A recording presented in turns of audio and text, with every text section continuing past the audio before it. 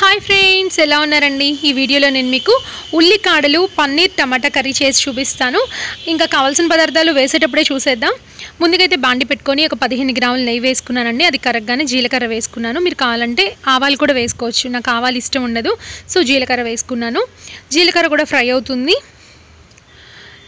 ఇప్పుడు సగం ఆనియన్ అండి, చిన్న ఆనియన్ తీసుకున్నాను. అందులో సగం మాత్రమే కట్ చేసుకున్నాను ఆనియన్. అదేవిధంగా సన్నగా కట్ చేసిన ఒక పచ్చిమిర్చి, కొంచెం కరివేపాకు వేసుకొని ఫ్రై చేసుకోండి.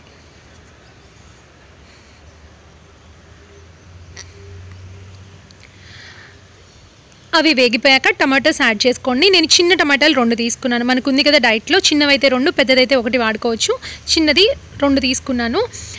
కొంచెం పెద్ద ముక్కలుగానే కట్ చేశాను. నెక్స్ట్ వచ్చి సాల్ట్ యాడ్ చేసుకున్నాను, పసుపు కూడా వేసాను. వెజిటేరియన్ వాళ్ళకి మంచి రెసిపీ అండి. టమాటో ముక్కలు మగ్గిపోతున్నాయి. మీరు కావాలంటే ఒక నిమిషం పాటు మూత పెట్టేసేయండి.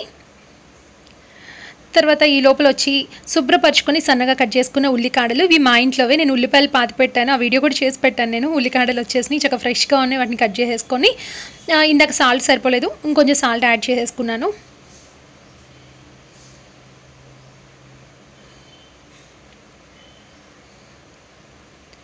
తర్వాత ధనియా జీరా పౌడర్ అండి, ఇంట్లో హోమ్మేడ్ గరం మసాలా. తర్వాత కారం వేసాను. దించేటప్పుడు ఫ్రై చేసి పెట్టుకున్న పన్నీర్ అండి కొంచెం వేసాను, జస్ట్ 20 గ్రామ్స్ పన్నీర్ మాత్రం వేసాను.